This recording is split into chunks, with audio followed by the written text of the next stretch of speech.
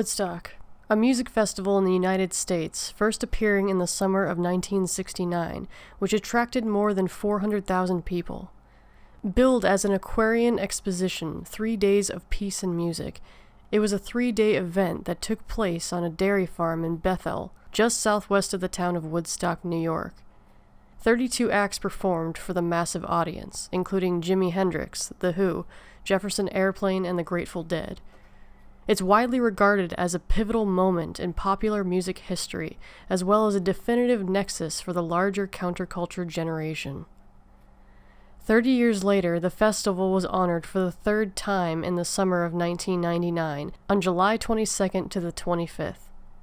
Like previous Woodstock festivals, it was held in upstate New York, this time in Rome, which is roughly 200 miles from the original site. MTV did an exclusive coverage of the whole weekend, available only on pay-per-view. The festival featured a diverse assortment of acts, containing 3 stages labeled West, East, and Emerging Artist Stage. Early reviews praised the performances of George Clinton, Jamiroquai, James Brown, Limp Bizkit, DMX, Sheryl Crow, The Tragically Hip, and Rage Against the Machine. However, it wouldn't be long before what was originally a festival of peace and love became infamous for deteriorating into a nightmare of violence, rape, and fires. So what went wrong? There were many factors that escalated the festival to a dangerous place, and blame was tossed around among bands and their audience alike. But from the start, looking at this festival should have raised some red flags.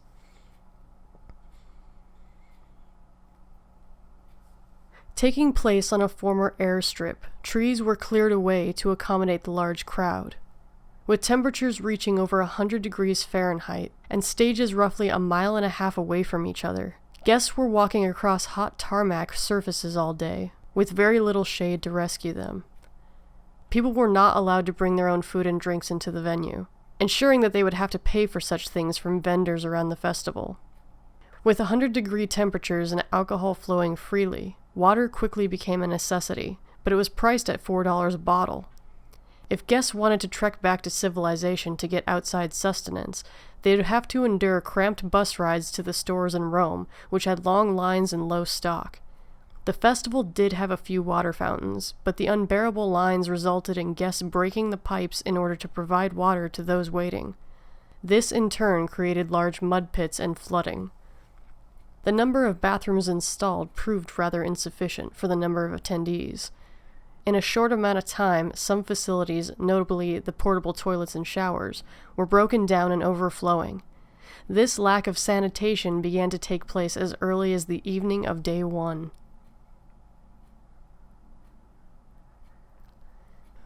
While the whole experience of Woodstock 99 was getting increasingly more uncomfortable, there was one moment in particular that was considered to be a point of no return in human behavior. On the East Stage, Saturday late afternoon, Limp Bizkit arrived to play their set. During their song Break Stuff, Fred Durst looked out among the waves of jumping and screaming fans and saw people crowd surfing on planks of plywood. Instead of becoming concerned about it, Fred thought it was harmless fun, and not only encouraged but joined the surfers out in the crowd.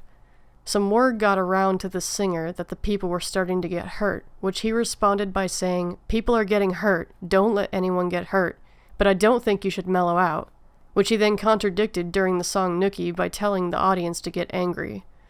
It wasn't until he walked off stage and was confronted by his manager and police officers that he realized his message intended for positive celebration had been instigating a riot. The plywood that he and the audience had been surfing on was from buildings in the crowd.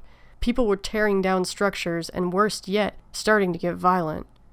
One case of sexual assault was witnessed by volunteer David Schneider, who told MTV, "At one point I saw this girl, a pretty petite girl, maybe 100 pounds, who was body surfing above the crowd and either fell in or was pulled into a circle in the mosh pit. These gentlemen, probably in the 25 to 35 range, looked as though they were holding her down. They were holding her arms, and you can see she was struggling."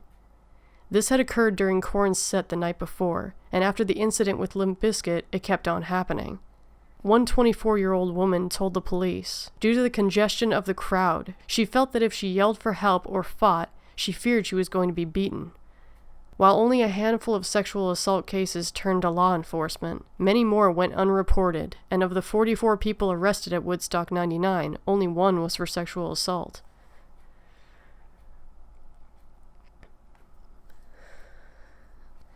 Sunday was the last day of the festival, and for some it was a saving grace, letting them go back home to wash off the filth and hate they had endured, but it was far from over. During the closing set of the festival, the Red Hot Chili Peppers took the stage, and there were good intentions to bring the out-of-control guests together in a peaceful manner. A group of peace promoters had distributed candles to those stopping by their booth during the day, suggesting a candlelight vigil during the Chili Peppers' performance of Under the Bridge. During the band's set, the candles and lighters were put to use, but not in a peaceful manner. Massive bonfires began to appear throughout the waves of people, burning hundreds of plastic bottles, scrap from buildings they had attacked earlier that weekend, and soon enough the vendors' structures were torn apart and used to fuel the flames. It didn't help that during their set, the Chili Peppers played a rendition of Jimi Hendrix's Fire, which later they stated was not at all meant to promote the bonfires, but was a favor asked by Hendrix's sister in honor of the performance he did during the original Woodstock. After the Chili Peppers left the stage, the audience was informed of a bit of a problem. An audio tower had caught fire, and the fire department had to be called in to put it out. The band commented on what they saw, remarking how amazing the fires looked from the stage, comparing them to the 1979 film Apocalypse Now.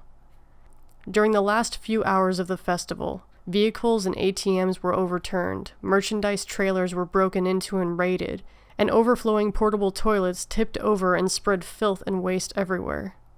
MTV, who had been covering the festival live, removed its entire crew. Host Kurt Loder told USA Today, "It was dangerous to be around. The whole scene was scary. There were just waves of hatred bouncing around the place. It was clear that we had to get out of there. It was like a concentration camp. You wallow around in garbage and human waste. There was a palpable mood of anger."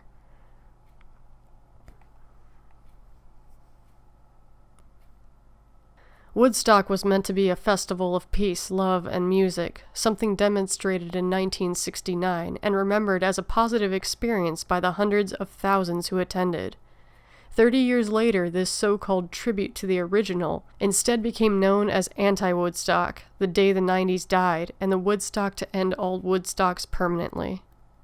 It took a large amount of New York State troopers, local police, and various other law enforcement to bring this festival to an end, forming riot lines by the stages and slowly pushing the guests out the main entrance. What the people left behind was described as looking like a bomb had dropped. Approximately 12 trailers, a small bus, and a number of booths and portable toilets were burned in the riots. Despite 6 being injured, not including the sexual assaults, there were no reported deaths.